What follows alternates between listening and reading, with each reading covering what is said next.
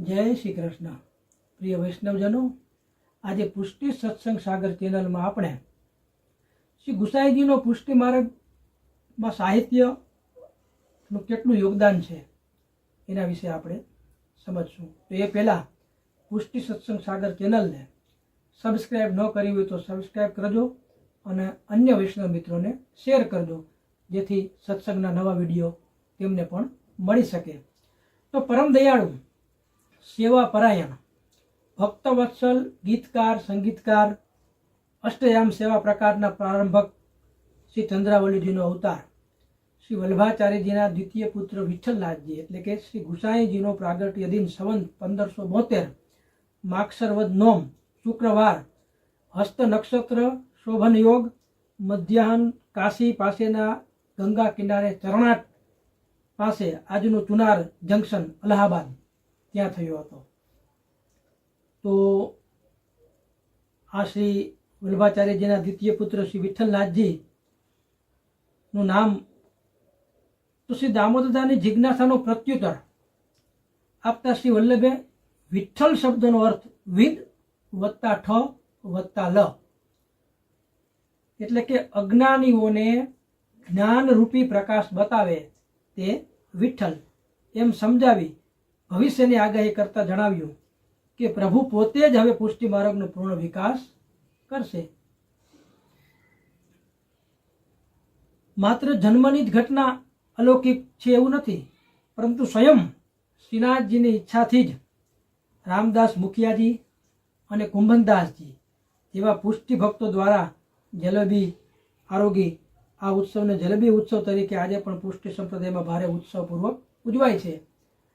તો 8 વર્ષની ઉંમરે રામનવમીના દિવસે શ્રી વલ્લભે કાશીમાં તેમને જનોઈ આપી, ગાયત્રી મંત્ર દીક્ષા અને બ્રહ્મ સંબંધ મંત્રને દીક્ષા આપી। પિતાશ્રી પાસેથી 4 વેદ, જ્યોતિષ વિદ્યા, સંજીવની વિદ્યા અને અવધારણ વિદ્યા પ્રાપ્ત કરી કાશીમાં માધવ સરસ્વતી પાસેથી 10 વર્ષની ઉંમરે બધા જ શાસ્ત્રોનો અભ્યાસ એમને પૂર્ણ કરી લીધો। સેવા ગ્રંથોનો અભ્યાસ કરતા કરતા તેઓ લેખન કાર્ય પણ કરતા। શ્રી મહાપ્રભુજીની આજ્ઞાથી શ્રી વિશ્લેષજીએ એટલે કે શ્રી ગુસાઈજીએ ગીતાજી ઉપર પણ આધારિત ગ્રંથો લખ્યા, શ્રીમદ ભગવદ્ ગીતા ઉપર। એમાં ગીતાના પ્રથમ અધ્યાયની ટીકા, ગીતા તાત્પર્ય, ગીતા હેતુ અને ન્યાસાદેશ વિવૃત્તિ। હવે એક સમયે શ્રી યમુનાજીમાં સ્નાન કરી પાછા આવતા તેમના મુખેથી સંસ્કૃત ભાષામાં સુંદર કાવ્ય વહેવા માંડ્યું। વ્રજરાજ વિરાજિત ઘોષ વરે વર્ણિય મનોહર રૂપ ધરે, આ અને બીજા અનેક સ્વરચિત સંસ્કૃત ભાષાના પદો સાંભળીને શ્રી મહાપ્રભુજી પ્રસન્ન થયા। શ્રીમદ ભાગવતના 10મ સ્કંદમાં 90 અધ્યાયના શ્લોકના પાઠ કર્યા પછી જ ભોજન કરવાનો આપનો આગ્રહ જોઈ અને આપના પિતૃચરણને ત્રિવિધ નામાવલીની રચના કરી દીધી 10મ સ્કંદના, જેનો આપ તેઓ નિત્ય પાઠ કરતા। વ્રજ ભાષામાં અને સંસ્કૃત ભાષામાં અનેક સુંદર કીર્તનો આપે રચ્યા, જેમાં આપણે પલ્લાનું કીર્તન બોલીએ છીએ, તો એમાં પલ્લાના કીર્તનમાં પણ સંસ્કૃતમાં છે। પિતાશ્રી લીલામાં પધાર્યા પછી આપ શ્રી દામોદરદાસ પાસેથી નિત્ય તથા ઉત્સવનો સેવા પ્રકાર, ભાવના અને લીલા ભાવને શીખા।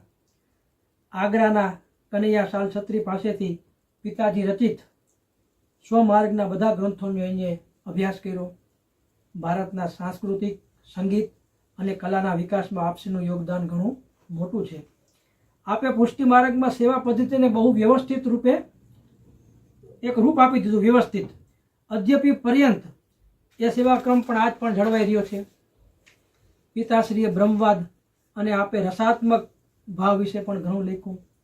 આપના કૃષ્ણ રસામૃતથી ભરેલા હૃદયના ભાવો ગોપીજનોના હૃદય જેવા દિવ્ય હતા, તેથી જ આપના દ્વારા રચેલા વિવિધ ગ્રંથોમાં દિવ્યતા દેખાય છે। હવે રસો વે સહ અર્થાત શ્રી કૃષ્ણ જ રસરૂપ છે। આપના રચિત શ્રી સ્વામીની સ્તોત્ર, સ્વામીની અષ્ટક, લલિત ત્રિભંગ, મંગલ મંગલમ જેવા મધુર સ્તોત્રમાં આપના પ્રભુ પ્રત્યેના રસાત્મક સ્વરૂપનો શ્રી ગોપીજનો જેવા આનંદ આપે અનુભવ્યો, તેવો જ આનંદ અનુભવ્યો આપે પણ આપસીના 50 જેટલા ગ્રંથોને 7 વિભાગમાં વહેંચી શકાય. એમાં પહેલો વિભાગમાં આપણે જોઈએ તો સ્વતંત્ર ગ્રંથોમાં તત્વજ્ઞાન વિષયક, વિદ્વમંડન, ભક્તિહંસ અને ભક્તિ હેતુ નિર્ણય, આ 3 આવે.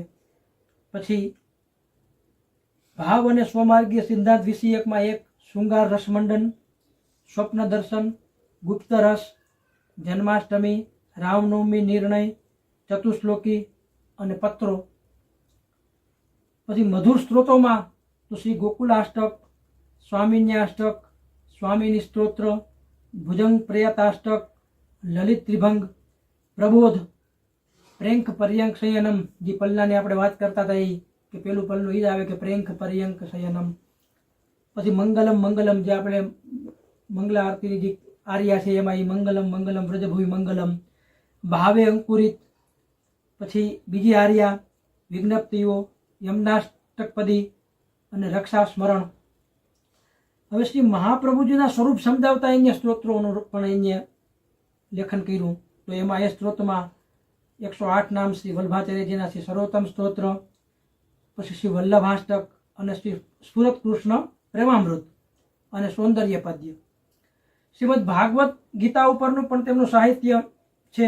તેમાં સ્વતંત્ર ટીકાઓમાં આપણી તત્વજ્ઞાન વિષયકમાં અણુભાષ્યનો અંતિમ 1.5 અધ્યાય અને ગાયત્રી કારિકા. હવે ભાવ વિષયકમાં અષ્ટાક્ષર નિરૂપણ, કૃષ્ણ પ્રેમામૃત સ્ત્રોત વિવરણ અને ગદ્યાર્થ. ગીત ગોવિંદની પ્રથમ અષ્ટપદી અને મધુરાષ્ટક.